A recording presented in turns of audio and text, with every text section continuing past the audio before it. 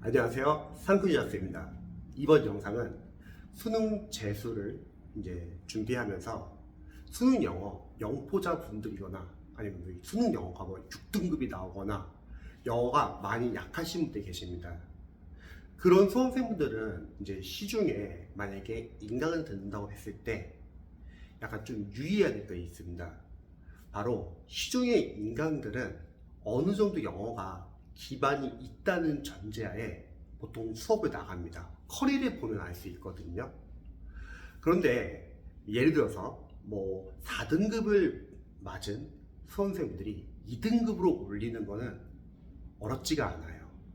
하지만 6등급이나 영어 영포자 분들이 2등급으로 올리려면 기존의 강사님들이 제시하는 방법을 좀 약간 다르게 좀 활용을 하셔야 하는 부분들이 있습니다. 수능 강사님들의 이제 영어 컬이나 이제 관련된 인강을 보면요, 어느 정도 기반이 있다는 전제하에 조언을 주는 경우가 많더라고요. 그런데 영포자 분들은 저는 생각했을 때 공부 방법이 좀 달라야 된다고 생각합니다. 제가 오랫동안 이제 과외를 하면서 저는 이제 영포자 분들을 많이 강의를 해왔잖아요.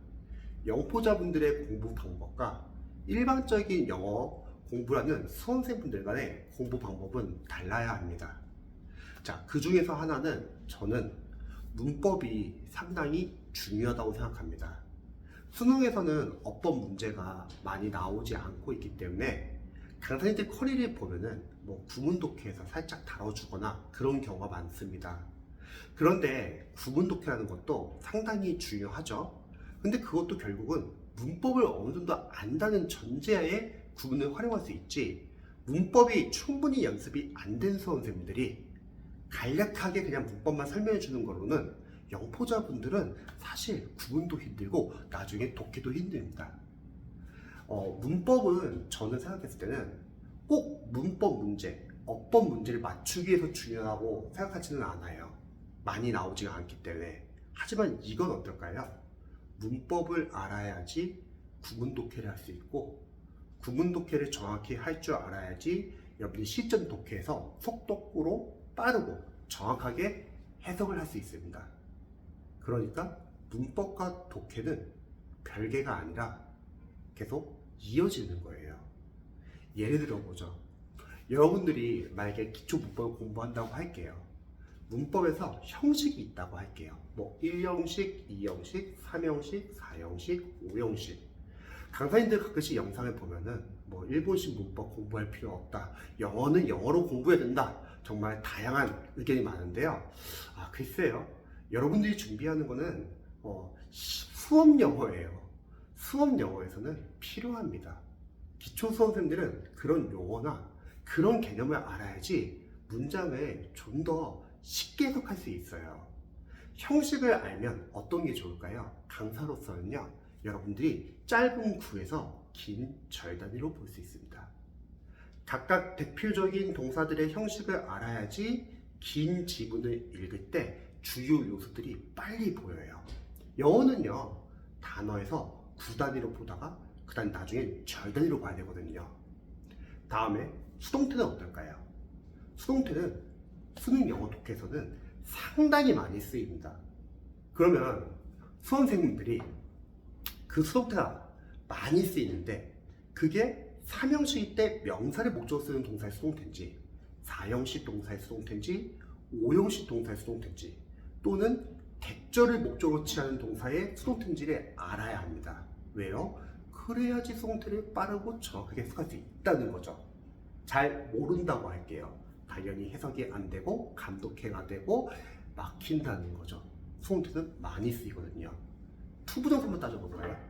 명사조 용법, 형용사조 용법, 부사조 용법. 선생님 그런 것까지 굳이 알아야 되나요? 걔네들을 알아야지 여러분들이 수능 독해에서 정확하게 투부정사를 해석할 수 있거든요.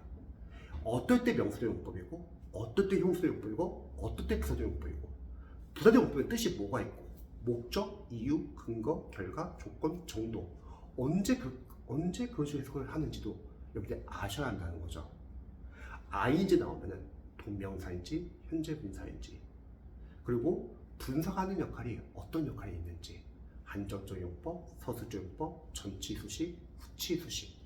그리고 분사구문은 어떤 개념이냐? 분사구문은 어떻게 해석해야 되고 위드 분사구문은 또 어떻게 해석해야 되는지. 관계대명사 한번 볼까요?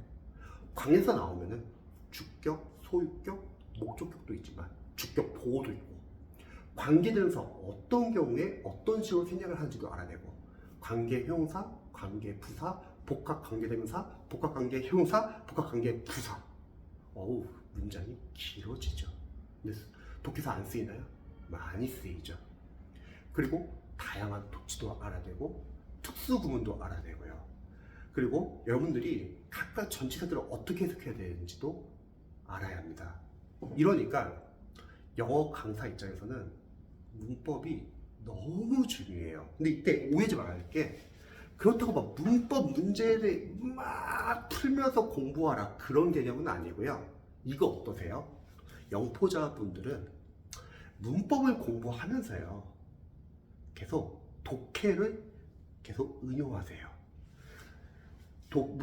문법 교재, 쉬운 문법 교재를 하나 정해가지고 뭐 EBS 로즈리 그래머 홀릭이나 좀 쉬운 문법 교재를 하나 정해가지고 거기에 있는 문장을 해석하고 문장 구조 분석 연습을 해보는 거예요. 여러분들 할 수 있는 범위 내에서.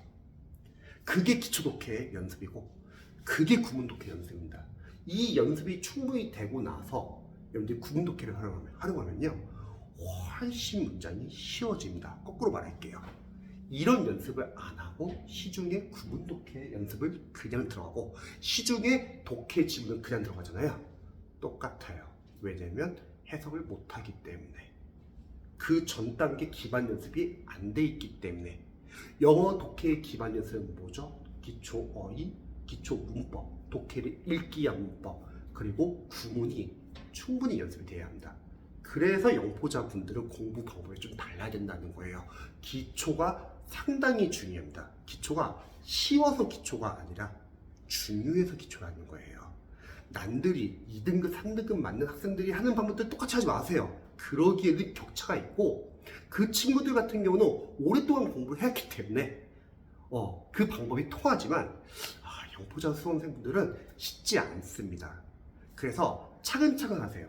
선생님 차근차근 하면 너무 늦는 거 아니에요? 글쎄요. 여러분들이 만약에 문법을 공부하고 구문을 단단히 공부한 다음에 독해를 들어가잖아요.